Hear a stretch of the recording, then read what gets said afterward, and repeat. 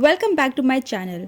अगर मैं आपसे पूछूं कि आपने अपनी ज़िंदगी में सबसे हैवानियत और बलात्कार के सबसे ज़्यादा परेशान करने वाली कहानी कौन सी सुनी है, तो मुझे लगता है कि आप में से ज़्यादातर लोगों का जवाब होगा निर्भया कांड। मगर आज की जो कहानी मैं आपको सुनाने वाली हूँ, उसे सुनकर आप सोच में पड़ जाएंगे कि वाकई में कोई इंसान ऐसा भी कर सकता है। मगर अफसोस, ये सच है। आज की कहानी जापान की एक ऐसी लड़की की है जिसने जिंदा रहते हुए भी 40 दिनों तक जहन्नुम से भी बदतर जिंदगी को जिया। ये कहानी जापान की एक 17 साल की लड़की की है जिसका नाम जुनको फुरुतो था, जिसकी डिटेल्स जब कोर्ट में पेश की गई तो उसे सुनने के बाद एक शख्स कोर्ट में ही बेहोश हो गया। कहानी शुरू करने से पहले मैं आप सभी को एक वार्निंग देना चाहूंगी कि अगर आप कमजोर दिल वाले हैं तो इस कहानी को ना सुने, और खासकर बच्चे, क्योंकि ये कहानी आपको काफी बेचैन कर देगा। तो कहानी शुरू करते हैं। जापान की राजधानी टोक्यो से 23 जनवरी 1989 को जापान की पुलिस टोक्यो से कुछ किलोमीटर दूर अयासे नाम के एक जगह से पुलिस दो लड़कों को, एक 19 साल की लड़की को रेप करने के आरोप में अरेस्ट करती है। उनमें से एक का नाम था हिरोशे और दूसरे का नाम था ओकुरा। दोनों आपस में दोस्त थे। इसके बाद पुलिस इनके बैकग्राउंड को चेक करती है और ये दोनों जापान के खतरनाक क्रिमिनल गैंग याकुजा के जूनियर मेंबर होते हैं और इनके ऊपर पहले से ही छोटे मोटे क्राइम के एलिगेशंस थे। जिसके बाद ये छानबीन ऐसे ही चलती रहती है।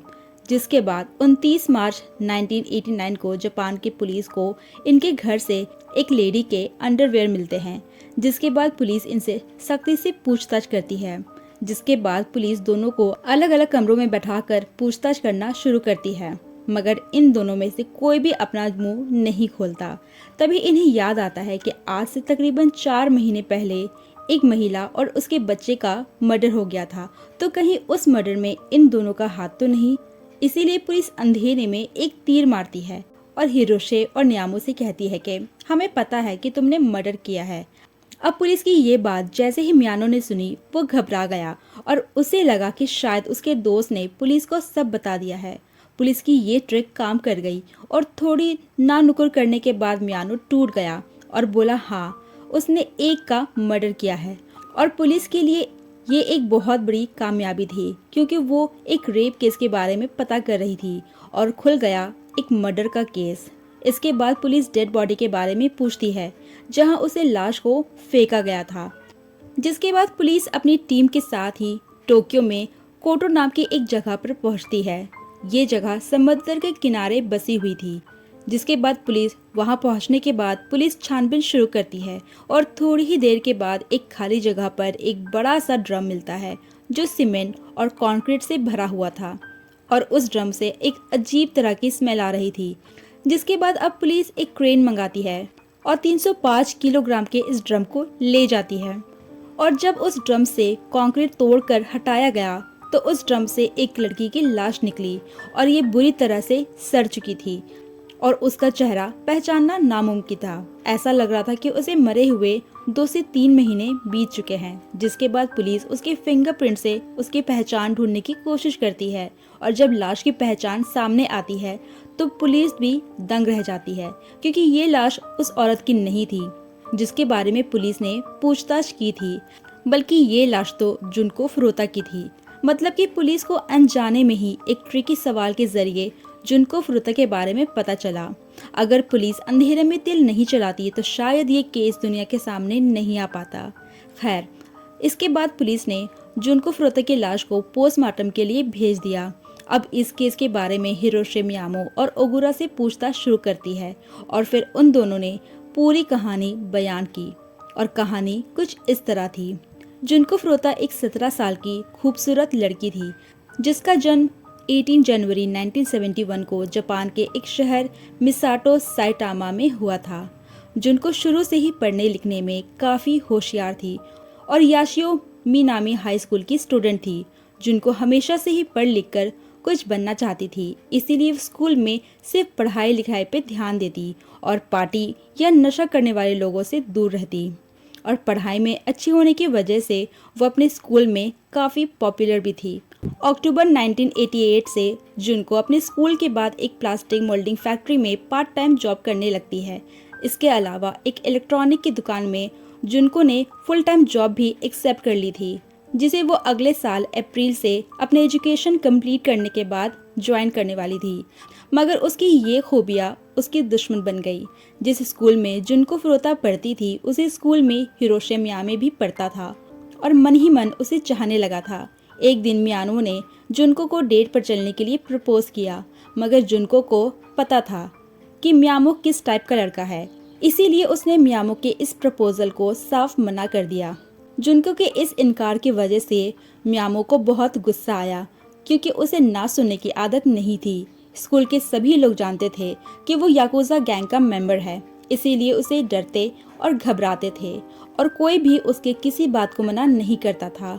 मगर जुनको के इस इनकार की वजह से वो अंदर से गुस्से से भर गया और ये बात उसके दिल में बैठ गई। इसीलिए उसने जुनको से इसका बदला लेने का प्लान बनाया, लेकिन उसे मौका नहीं मिल पा रहा था। 25 नवंबर 1988 की शाम मियामो अपने एक दोस्त नोबोतो हाते के साथ नोसाटो में घूम रहा था और उसका यही काम था कि कोई अकेले में मिले तो उसे डरा धमका के पैसे लूटना या फिर कोई अकेली लड़की मिले तो उसका फायदा उठाना। दोनों अपने इस शिकार में इधर उधर घूम रहे थे। रात के तकरीबन 8:30 में जुनको अपने पार्ट टाइम जॉब से घर वापस लौट रही थी और इत्तेफाक से मियामो अपने दोस्त के साथ नोपेड के उसी इलाके में घूम रहा था जहां से जुनको गुजरा करती थी। मियामो की नज़र जुनको पर पड़ी और जिस मौके की तलाश में वो था वो फाइनली उसे मिल चुका था, जिसके बाद मियामो के कहने पर उसका दोस्त नोबुहारू भागकर जुनको के पास जाता है और उसे धक्का देकर साइकिल से गिरा देता है और वहां से भाग जाता है। अब मियामो उसकी मदद करने बहाने उसके पास पहुंचता है और उसे ऐसा दिखाता है जैसे उसे कुछ पता ही ना हो और फिर जुनको से कहता है कि रात का वक्त है, हो सकता है वो दोबारा से तुम पे हमला करे, इसीलिए चलो मैं तुम्हें छोड़ देता हूँ। और क्योंकि जुनको उसे पहले से ही जानती थी और दोनों एक ही स्कूल में पढ़ते थे, इसीलिए जुनको उस पर भरोसा कर लेती है और उसके साथ चल देती है। थोड़ी दूर जाने के बाद मियामो उसे एक खाली गोदाम में ले जाता है और वहां पहुंचने के बाद उसे अपनी असलियत बताता है और कहता है कि जिसने तुम्हें धक्का दिया वो असल में मेरा दोस्त था और हम दोनों याकुजा गैंग के मेंबर हैं। तो मैं जैसा कहता हूँ वैसा ही करो और अगर तुमने शोर किया तो मैं तुम्हें जान से मार डालूंगा। मियामो की ये बात सुनकर जुनको डर जाती है और इसके बाद वो जुनको के साथ रेप करते हैं। फिर जुनको को बाहर लेकर आते हैं और रात के करीब 9:30 बजे वहाँ से टैक्सी लेकर पास के एक होटल में जाते हैं। होटल पहुँचने के बाद वहाँ पर एक बार फिर से जुनको के साथ रेप करते हैं और जब उनका मन भर जाता है तो वो होटल के कमरे से ही होबो मिनाटे के घर फोन करता है, जहाँ उसके दोस्त ओगुरा और यासुशी मौजूद थे और जो उसने जुनको के साथ किया उसे बड़ी शान से बताते हैं। मियानो की ये बात सुनकर उसका एक दोस्त उसे कहता है कि उसे अभी मत छोड़ना, हम थोड़ी ही देर में वहाँ पे पहुँचते हैं। इन सब में 25 नवंबर की तारीख बीत जाती है। 26 नवंबर की सुबह करीब 3:30 बजे के आसपास मियानो जुनको को लेकर एक पार्क में पहुंचता है, जहां पहले से ही उसके तीनों दोस्त ओगुरा, नोबुहारू और याशोशी उसका इंतजार कर रहे थे। जब वो जुनको के पास पहुंचते हैं तो उसकी स्कूल की नोटबुक से उसके घर का एड्रेस निकाल लेते हैं और जुनको को डराते हैं कि अगर तुमने हमारी बात नहीं मानी और भागने की कोशिश की तो हमारे गैंग के मेंबर तुम्हारी पूरी फैमिली को मार डालेंगे, जिससे जुनको बुरी तरह से डर जाती है और उनके सामने घुटने टेक देती है। इसके बाद वो चारों जुनको को लेकर अयासी के डिस्ट्रिक्ट घर में पहुंचते हैं और वहां ले जाकर चारों जुनको का करते हैं। वो घर नोबुहारू मिनाटो का था, जहां वो अपने पेरेंट्स के साथ रहा करता था, मगर उसके पेरेंट्स काम की वजह से ज्यादातर घर से बाहर रहते थे। इधर जुनको के पेरेंट्स परेशान थे कि अभी तक जुनको घर वापस क्यों नहीं आई। उन्होंने उसे हर जगह ढूंढने की कोशिश की, मगर जुनको का कोई भी सुराग नहीं मिला और इन सब में 26 नवंबर की तारीख भी बीत गई, मगर जुनको घर वापस नहीं लौटी। 27 नवंबर 1988 जुनको के पेरेंट्स पुलिस स्टेशन पहुंचते हैं और जुनको की मिसिंग रिपोर्ट दर्ज करवाते हैं और फिर पुलिस जुनको को ढूंढना शुरू करती है। उधर जैसे ही इन चारों को ये बात पता चलती है कि पुलिस जुनको को ढूंढ रही है तो उन्होंने जुनको को डरा धमकाकर उसके घर फोन करवाया और बुलवाया कि वो अपने दोस्त के साथ बाहर गई है और वो बिल्कुल ठीक है, इसीलिए वो पुलिस कंप्लेंट वापस ले ले। जुनको की ये बात सुनकर उसके पेरेंट्स को तसल्ली हो जाती है कि चलो हमारी बेटी ठीक है, इसीलिए उन्होंने पुलिस कंप्लेंट वापस ले ली। अब मियानो और उसके दोस्तों को खुली छूट मिल गई और मिनाटो का वो घर जहां उन्होंने जुनको को पूरी रात रखा था, वो उनकी अय्याशी का अड्डा बन गया। अब इस घर में मियानो और याकुजा गैंग के मेंबर्स का आना जाना शुरू हो गया और जब जिसका मन करता वो जुनको के साथ गलत करता। जब मियानो के पेरेंट्स घर आते तो मियानो जुनको को फोर्स करते कि वो उसकी गर्लफ्रेंड बनने का नाटक करे। अब बेचारी जुनको के पास कोई भी ऑप्शन नहीं था, इसीलिए वो ऐसा ही करती। लेकिन कुछ वक्त बीतने के बाद मियानो के पेरेंट्स को पता चल गया कि आखिर वहाँ पे क्या हो रहा है। इसके बावजूद उन्होंने कुछ भी नहीं किया, क्योंकि उन्हें भी पता था कि मियानो याकुजा गैंग से जुड़ा है और दूसरा कि उनका खुद का बेटा मिनाटो भी इस जुर्म में शामिल है। इसीलिए उन्होंने पुलिस के पास जाने के बजाय चुप रहना सही समझा और फिर धीरे धीरे से ये गर्लफ्रेंड बॉयफ्रेंड का ड्रामा खत्म हो गया। अब जैसे जैसे वक्त गुजरता रहा, जुनको के ऊपर और भी ज्यादा जुल्म हो रहा था। ऐसा करते करते करीब 7 दिन बीत चुके थे और इन्होंने 7 दिनों में जुनको के साथ 100 से ज्यादा बार रेप किया। वो लोग ना ही उसे ढंग से खाना देते थे और ना ही पानी, और ना ही उसे पहनने के लिए कोई कपड़े देते थे। वो दिन भर उसे बिना कपड़ों के घर में रखते थे और याकुजा मेंबर के जो लोग भी वहाँ पे आते उनके सामने उसे ऐसे ही ले जाया जाता और उसे बहुत ही ज्यादा टॉर्चर किया जाता। उसे नचवाया जाता, उसे दारू पिलाया जाता और सिगरेट से जलाया जाता और दिसंबर की कड़ाके की ठंड में उसे बिना कपड़ों के ही बालकोनी में सुलाया जाता। और ये सब कुछ करने के बावजूद उन्होंने जुनको को नहीं छोड़ा। इसी बीच 9वें दिन बीत चुका था। एक बार जुनको किसी तरह फोन के पास पहुंच जाती है और पुलिस को कॉल लगा देती है और कॉल लग भी जाती है, मगर इससे पहले कि वो कुछ बोल पाती, मियानो वहां पे पहुंच जाता है और कॉल कट कर देता है। जुनको की कॉल करने की वजह से मियानो को बहुत गुस्सा आता है और वो जुनको को बुरी तरह से पीटता है और इससे भी उसका मन नहीं भरता तो वो सिगरेट जलाने वाली लाइटर का तेल उसके पैरों में डालता है और थोड़ा थोड़ा करके उसके पैरों को जला देता है ताकि वो वहीं रहे और वहां से भागने की कोशिश ना करे। इसके बाद आता है 16वां दिन। 16वें दिन में मिनाटो के घर पर 2 लड़के आते हैं। वो भी जुनको का रेप करते हैं, मगर उनमें से एक लड़का वहां से जाने के बाद ये बात अपने भाई को बता देता है और उसका भाई ये बात अपने माँ बाप को बता देता है। जब उसके पेरेंट्स को ये बात पता चलती है तो वो इसकी कंप्लेंट पुलिस में कर देते हैं। उनकी इस कंप्लेंट पर 2 पुलिस वाले मिनाटो के घर के दरवाजे तक पहुंच जाते हैं और इत्तेफाक से मिनाटो के पेरेंट्स उस वक्त घर में मौजूद थे और जब पुलिस इसके बारे में उससे पूछताछ करती है तो वो साफ मना कर देते हैं और वो कहते हैं कि यहाँ पे ऐसी कोई लड़की नहीं है। उनकी ये बात सुनकर पुलिस वाले को भी तसल्ली हो जाती है और वो वहाँ से चले जाते हैं। अगर उस दिन पुलिस वाले मिनाटो के पेरेंट्स की बात नहीं सुनते और घर की तलाशी ले लेते तो शायद आज जुनको जिंदा होती। ये सारी चीजें हो रही थी, दिन बीतता जा रहा था, मगर जुनको के ऊपर जुल्म कम नहीं हो रहे थे। एक एक दिन में उसके साथ कई बार रेप किया जाता था।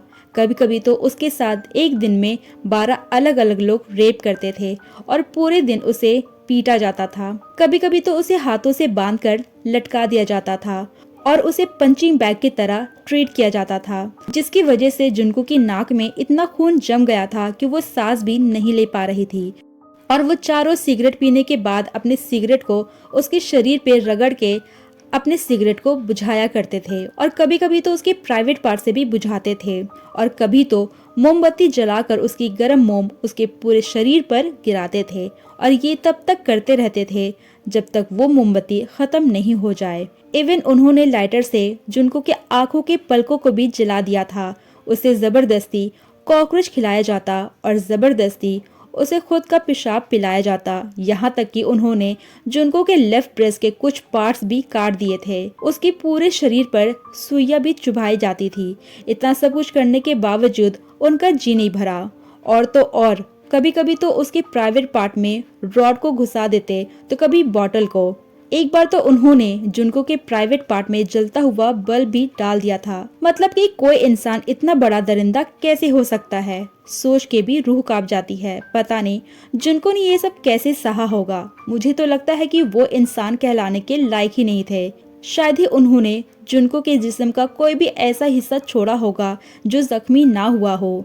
30वें दिन आते आते जुनको की हालत ऐसी हो गई थी कि उसे बाथरूम जाने के लिए भी जमीन पर रेंग कर जाना पड़ता था, जिसमें कभी कभी तो 1 घंटा लग जाता था। अब तक तो करीब 100 से ज्यादा लोगों ने जुनको के साथ 400 से ज्यादा बार रेप किया था। लगातार टॉर्चर की वजह से जुनको के ब्लैडर ने कंट्रोल खो दिया था, इसीलिए कभी कभी उसका बाथरूम पहुंचने से पहले ही उसका पेशाब निकल जाया करता था। उसके शरीर ने खाना पचाना भी बंद कर दिया था और वो पानी पीते ही उल्टी कर देती थी। और फिर उसे इसलिए भी पीटा जाता था कि आखिर उसने उल्टी क्यों की। कई बार तो जुनको ने उनसे खुद की मौत की भीख मांगी, मगर उन दरिंदों का दिल तब भी नहीं पसीजा।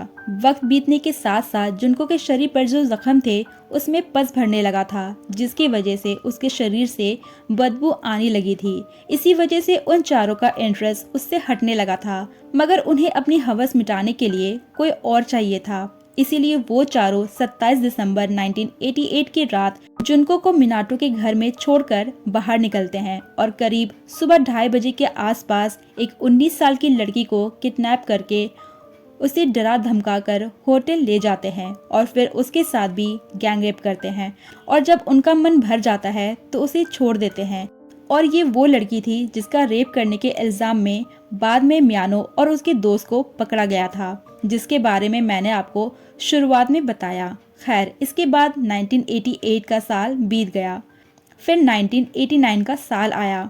ये सब नए साल का जश्न मना रहे थे। इधर जुनको अपने मौत का इंतजार कर रही थी। 4 जनवरी 1989 को मियानो महजोंग नामी एक गेम खेल रहे थे, जहां पर ये सारे पैसे हार जाता है, जिसकी वजह से वो बहुत गुस्से में था। उसके बाद वो अपने घर पहुंचता है और अपना सारा गुस्सा जुनको पर उतारने लगता है और उसे बुरी तरह से पीटने लगता है। उसके बाद वो सभी मिलकर एक बार फिर से जुनको के ऊपर लात और घूंसे बरसाते हैं। जुनको का चेहरा सूजा पड़ा था, फिर भी उन दरिंदों ने उसके चेहरे पर मोमबत्ती की गर्म मोम गिरा दी, जिसके बाद उन्होंने सीधा जमीन पर जुनको को लिटा दिया और जो लोहे का डंबल होता है उससे सीधा जुनको के पैर पे, तो कभी पेट पे, तो कभी हाथ पर गिराने लगे।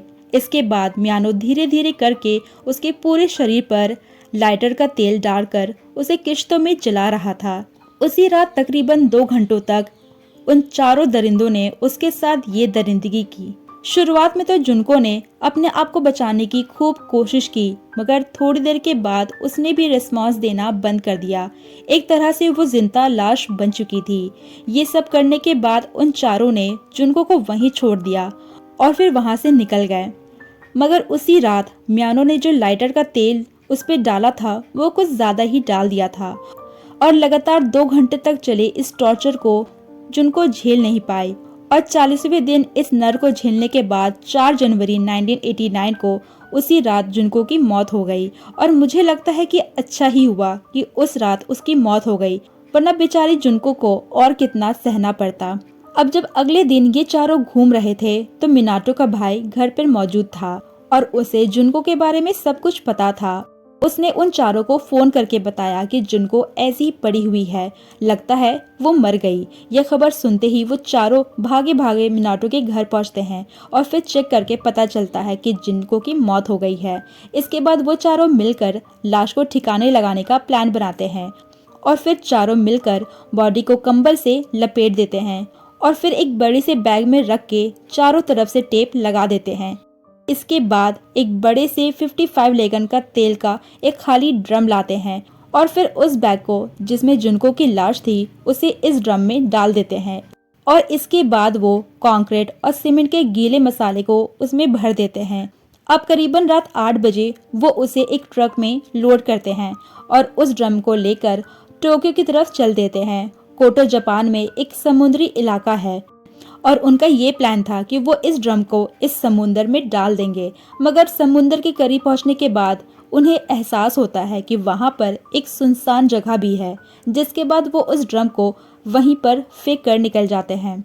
और इसके आगे की कहानी आपको मालूम है। जुनको की ये कहानी जब पुलिस के सामने आई तो पूरी पुलिस डिपार्टमेंट हिल गई।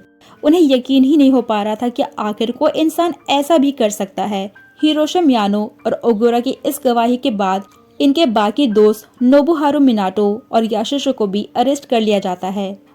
मगर अफसोस की बात तो ये थी कि ये चारों ही नाबालिग थे, तो पुलिस इनकी पहचान दुनिया के सामने नहीं रख सकती थी और ना ही इन्हें मैक्सिमम सजा या फांसी दी जा सकती थी। इसीलिए जब इन्हें कोर्ट में पेश किया गया तो इन्हें इनके असली नाम से नहीं बल्कि ABC और D के नाम से पेश किया गया। और क्योंकि जुनको की बॉडी एक ड्रम में मिली थी जो सीमेंट और कंक्रीट से जमी हुई थी, इसीलिए इस केस का नाम जो दिया गया वो था concrete encased high school girl murder case. मगर जुनको फुरुता की ये कहानी शोकान के एक रिपोर्टर ने सुनी तो उन्होंने सीधा इन चारों के नाम उसके फ्रंट मैगजीन में छाप दिया और लिखा कि इन चारों ने जुनको के साथ जो भी कुछ किया वो किसी हैवानियत से कम नहीं था, इसीलिए इन्हें किसी भी ह्यूमन राइट का कोई अधिकार नहीं है, चाहे हमारा कानून कुछ भी कहे। ये कहानी जब जुनको के पेरेंट्स के सामने आई तो वो बुरी तरह से रो पड़े। जुनको के ऊपर हुए इस जुल्म की कहानी जब उनके माँ बाप ने सुनी तो उनकी दिमागी हालत बिगड़ गई और उन्हें साइकियाट्रिस्ट का सहारा लेना पड़ा। जुनको की बॉडी मिलने के 3 दिन बाद 2 अप्रैल 1989 को अंतिम यात्रा निकाली गई। जुनको जिस स्कूल में पढ़ती थी उस स्कूल के प्रिंसिपल ने जुनको के ग्रेजुएशन ना कंप्लीट करने के बावजूद जुनको के पेरेंट्स को जुनको की ग्रेजुएशन सर्टिफिकेट दी और उसे ग्रेजुएशन से नवाजा। जिस इलेक्ट्रॉनिक शॉप में जुनको ग्रेजुएशन के बाद काम करने वाली थी, उसके शॉप के ओनर ने जुनको को वो यूनिफॉर्म भेंट की जिसे पहनकर जुनको उस शॉप पर काम करने वाली थी। बाद में उस यूनिफॉर्म को उसके ताबूत में रख दिया गया। अगर जुनको के साथ ये सब कुछ ना हुआ होता तो शायद अगले दिन यानी कि 3 अप्रैल 1989 को उसकी जॉब का पहला दिन होता, मगर अफसोस उन दरिंदों के वजह से ऐसा ना हो सका। जुलाई 1990 को टोक्यो के लोअर कोर्ट ने हिरोशी मियानो जो इस क्राइम का लीडर था उसे 17 साल की सजा सुनाई और बाकियों को 6-6 साल की सजा सुनाई।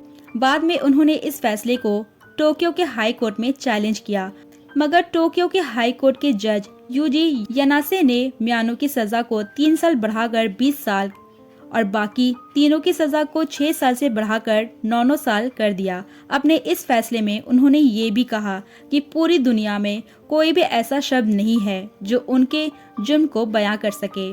बाद में 2 पुलिस वाले को भी इस लापरवाही की वजह से सस्पेंड कर दिया गया, जो मिनाटो के घर पर पहुंचकर वापस आ गए थे और घर की तलाशी नहीं ली। मगर वाकई में जिस दरिंदगी के साथ एक 17 साल की लड़की को नोचा और घसीटा गया, मतलब कि पूरी इंसानियत को शर्मसार किया गया।